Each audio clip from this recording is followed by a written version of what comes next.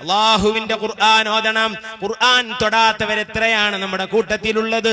ഒരു ദിവസം പോലും ഒരു ദിവസവും ഖുർആൻ തൊടാത്തവർ ഇതിലില്ലേ? മദ്രസ 5ാം ക്ലാസ് കഴിഞ്ഞ് പിന്നെ മുസാഹഫ് കാണാത്തവരെന്റെ സദസ്സിലുണ്ട്.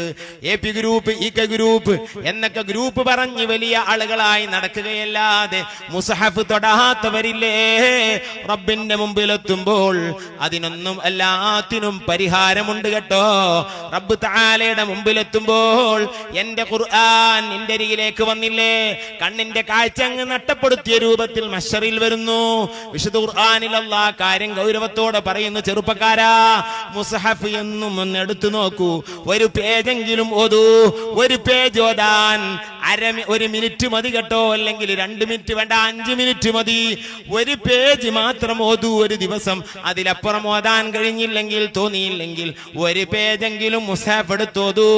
ആ മുസ്ഹഫ് ഒന്ന് നെഞ്ചിൽ വെക്കൂ. അതാ ഇന്ന് ഞാൻ ചെറുപ്പക്കാരനാണ്, ഒരു പക്ഷേ നാളെ ഞാൻ ഖബറിലാണ്, എനിക്ക് ഖുർആന്റെ സാക്ഷിനി തരണമല്ലാ. നാം ഓതിയ മുസ്ഹഫ് ആഖിറത്തിൽ അല്ലാഹ് കൊണ്ടുവരുന്നതാണ്. ആ മുസ്ഹഫ് പറയും, ഇവൻ എന്നെ ഓതിയിരിക്കുന്നു. അല്ലാഹു അക്കൂട്ടത്തിൽ നമ്മയൊക്കെ ആക്കി തരുമാറാകട്ടെ. ഉമ്മമാരെ, മുസ്ഹഫ് ഓതണം കേട്ടോ. അടുക്കളയിൽ മാത്രം നിന്നാൽ പോരാ, ഒരു പേജെങ്കിലും മുസ്ഹഫ് ഓതണം. എന്നിട്ട് അടയാളം വെക്കണം. അടുത്ത പേജ് ഓതണം, എന്നിട്ട് അടയാളം വെക്കണം. അങ്ങനെ എന്തെങ്കിലും ഖത്തം പൂർത്തിയായിക്കൊള്ളട്ടെ. മുസ്ഹഫ് എന്നും തൊടണം കേട്ടോ. ആദരിക്കുന്ന സ്ഥലത്ത് വെക്കണം കേട്ടോ. നിന്റെ ഡ്രസ്സുകൾ വെക്കാൻ എനിക്ക് ആൾമറയുണ്ട്. ഇസ്തിരി വെച്ച വസ്ത്രം വെക്കാൻ എനിക്ക് ആൾമറയുണ്ട്. കൊതകിന്റെ കാട്ടമാകരുത്, അതൊന്നും വൃത്തികേടാകരുത്, പൊടിയാകരുത്. ആ രൂപത്തിന് ഡ്രസ്സ് സൂക്ഷിക്കുന്നെങ്കിൽ മുസ്ഹഫ് സൂക്ഷിക്കാൻ വീട്ടിലെ ഉമ്മമാര് തയ്യാറല്ല. ഇവിടെയൊക്കെയാണ് മുസ്ഹഫ് ഇട്ടിട്ടുള്ളത്. ഇവിടൊക്കെയാണ് റാക്കിന്റെ മുകളിലും അതുപോലെ തന്നെ എവിടൊക്കെ ഇട്ടിട്ടങ്ങ് വലിച്ചെറിയുകയാണ്. പേന കൊണ്ട് കുട്ടികൾ മുസ്ഹഫിൽ കുത്തി വരയുന്നു, അടയാളം വെക്കുന്നു. കടുത്ത ഹറാമാണ്. മുസ്ഹഫ് ഓതുന്ന ടൈമിൽ നാവില് തുപ്പലമെടുത്ത്, കൈവിരലിൽ തുപ്പലമെടുത്ത് പേജ് മറിക്കൽ ഹറാമാണെന്ന് അയിമ്മത്ത് ഫിഖ്ഹിന്റെ കിതാബിൽ എഴുതി വെക്കുന്നു. അതാ തുപ്പലം തൊട്ടിട്ട് ചുണ്ടിലോ നാവിലോ ഉള്ള തുപ്പലം ചൂണ്ടുവിരലിൽ തൊട്ടിട്ടാണ് പേജ് മറിക്കുന്നത്. അത് ഹറാമാണ്. തുപ്പലം അതാ ഖുർആനും പരട്ടുന്നത്, തട്ടുന്നത് മറിക്കാൻ വേണ്ടിയാണെങ്കിലും ഹറാമാണ്. കിതാബ് മറിക്കുമ്പോഴും തുപ്പലം തൊട്ടുകൊണ്ട് മറിക്കൽ ഹറാമാണ്. അതുപോലെ തന്നെ മുസ്ഹഫിനെ നിലത്ത് വെക്കൽ ഹറാമാണ്.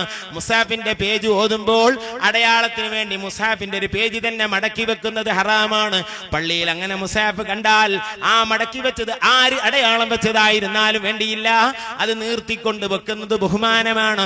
മുസ്ഹഫിന്റെ പേജ് കൊണ്ട് അതിനെ മറിച്ച് അതിനെ അതാ മടക്കി വെച്ച് അടയാളം വെക്കല്ല സഹോദരാ, അത് വലിയ തെറ്റാണ്.